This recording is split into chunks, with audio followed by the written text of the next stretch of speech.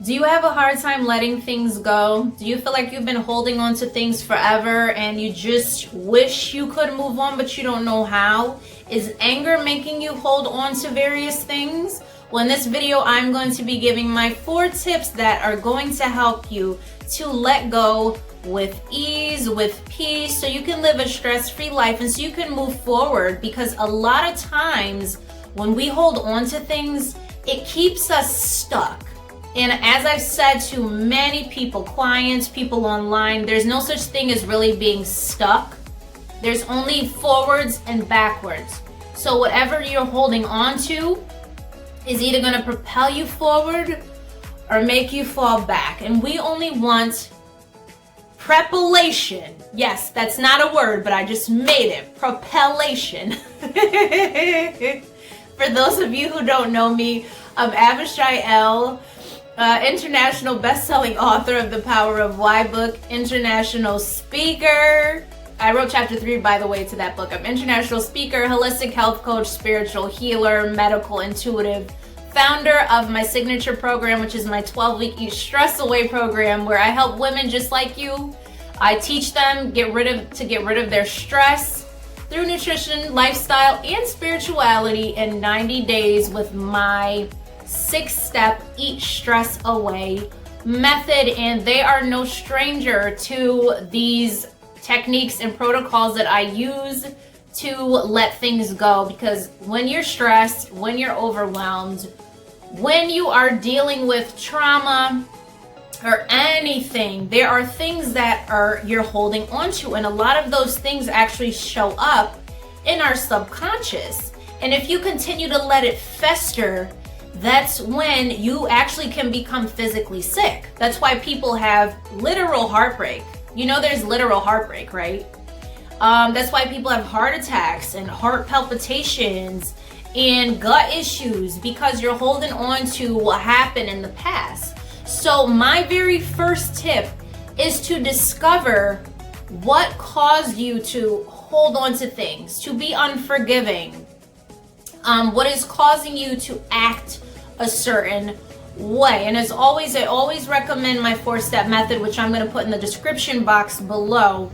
But what I also want you to do is simply, write down. So this is going to be a little bit different from my 4-step method. I want you to write down exactly what triggers you. What do people do that triggers you? What do you do that triggers yourself and makes you not like yourself so much? What do you come across that makes you feel like shit? You need to know these things. I was trying to watch my words. What are you doing that does not make you feel good? Okay? And I want you to write all of these down. So what are people doing that don't make you feel good? What are you doing that make you feel good? And then I want you to kind of go back in time and figure out when this started. Discover what caused you to hold on to these feelings. For some people, it can be how their, teacher treated them when they were little. So it could be how your teacher might have treated you when you were little. And now when people do a similar thing as your teacher, that upsets you. Maybe you were always treated unfairly, and that has kind of stunted your progress because you're holding on to that memory. Okay? And that's going to bring me to my last step. So this is step 1. We're not even on step 4. So number 2 would be resolution. Now that you know what it is, because you're going to go through all these exercises and you can always go back and replay this. This is the beauty of videos, right? So now that you discovered what it was you were holding on to, because that's the first thing. Because a lot of us, we walk around and we're just like, I don't really know what's wrong. So that's the first thing you need to know is what's wrong. You know you're angry, you know you're sad, you know you're mad, you know you are just not well, right? But so now you discovered it. So that's a beautiful thing. So that's step 1. Step 2 is a resolution. So you need to ask yourself, is there something that I can do about this? Is there something I can do about this, or is there not? A lot of times when people are in relationships, or if they're in a friendship and you have a little scuffle or a ruffle or an argument or something, people don't really want to resolve it. You know, it's not really a comfortable feeling to resolve anything. So you walk around, this person's angry and that person's angry. Could you resolve it by talking to the person? Possibly. You know, you have to figure out solutions. What you want to do in this step is figure out solutions that will help you actually feel lighter. So I don't want you to have, if you do need to talk to a person, I don't even want you to have expectations from that person. You just need to get it off your chest. To feel lighter. To feel lighter, okay? I'm hearing out of the abundance of the heart, the mouth speaks. That actually goes back to my podcast episode when I was talking about the constipation radar. And this is why I said, and I don't want this to go over your heads or anything, but this is why I say we have three minds. Because your gut, that's what, you know, breaks the food down. You know, goes through your esophagus, the food goes through your esophagus, goes through your gut, whatever. And then you go for a bowel movement, right? Eventually you have to let that out. But your heart is also connected to your brain and to your gut. And it has that same constipation when things are stuck here. That's why a lot of people, you hear that saying, I just got to get this off my chest.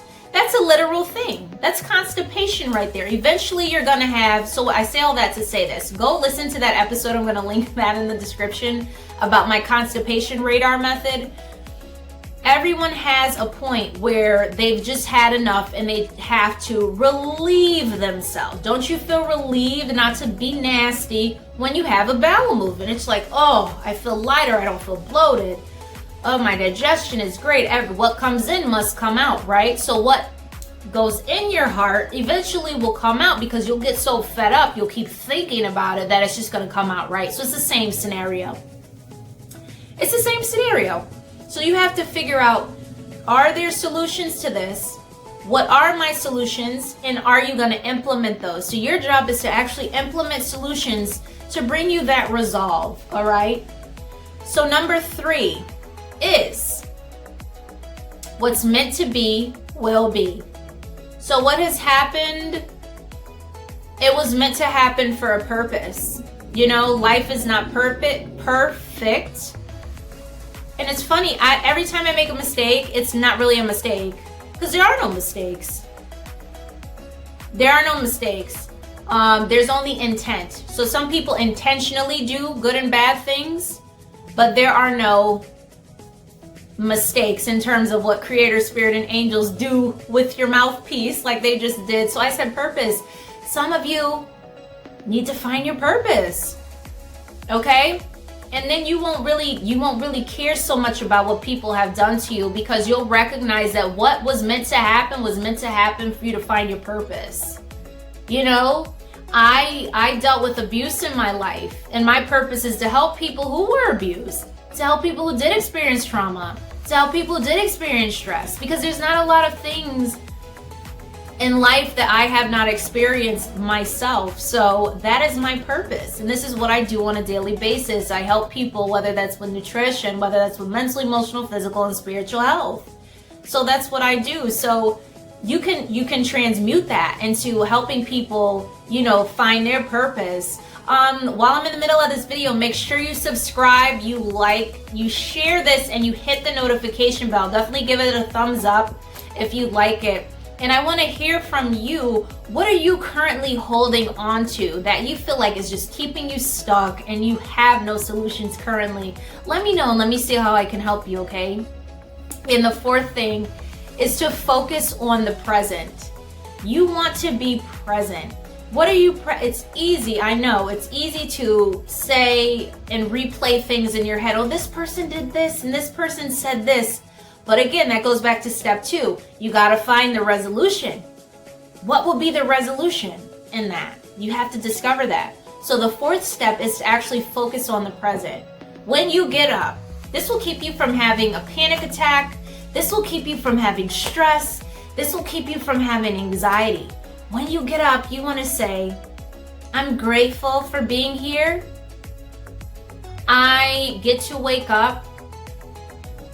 I get to wake up every single day. What can I focus on? that will get me to elevate. So I'm not telling you to ignore what happened to you, right? Because we had to figure that out in step 1. But step 4, to continue to progress, you have to stay present. Because once you resolve something, you don't go back. It's like once a wound, for instance, if you fall off your bike, like if you fell off your bike when you were little, I did. I had the worst bike fall in all of history. It was terrible. And you bust your leg open, then it heals, right? It's healed.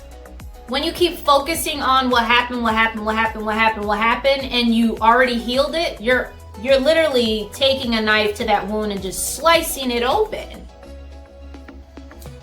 That's not gonna help you. That's gonna put you back. So in order to move forward, you need to take it one day at a time, and say, I'm focused on the present. What I do today is what matters most. What can I do today? Maybe I'll do, so it's like you're starting a brand new life after you let something go. Maybe I'll pick up a brand new hobby. Maybe I'll go to the track and go for a run. Maybe I'll go get a smoothie. Maybe I'll just drive around and listen to music. Maybe I'll go to the ocean. See how much stuff you could be doing when your brain is not preoccupied on BS. You see? So I hope this video was helpful. Comment down below with anything you want to comment. If you'd like to work with me, you can either book a discovery call so I can get to know what you're looking for, and then you can also apply with me in my 12-week Eat Stress Away program. I'll see if we're a good fit. This is completely free. These are completely free actions you get to make. So get a move on that. You know, you want to change your life? Take the leap, take a step. Remember when your mom told you not to touch the stove? Well, this is the time you got to touch the stove and go for it if you want to see some changes in your life, okay? I hope this video helps all of you. Much love to all of those who receive Lovely Peacefuls, and I will see you in next Wednesday's video. Stay tuned for Thursday. I am doing a pick a card or pick an object reading, okay? Much love.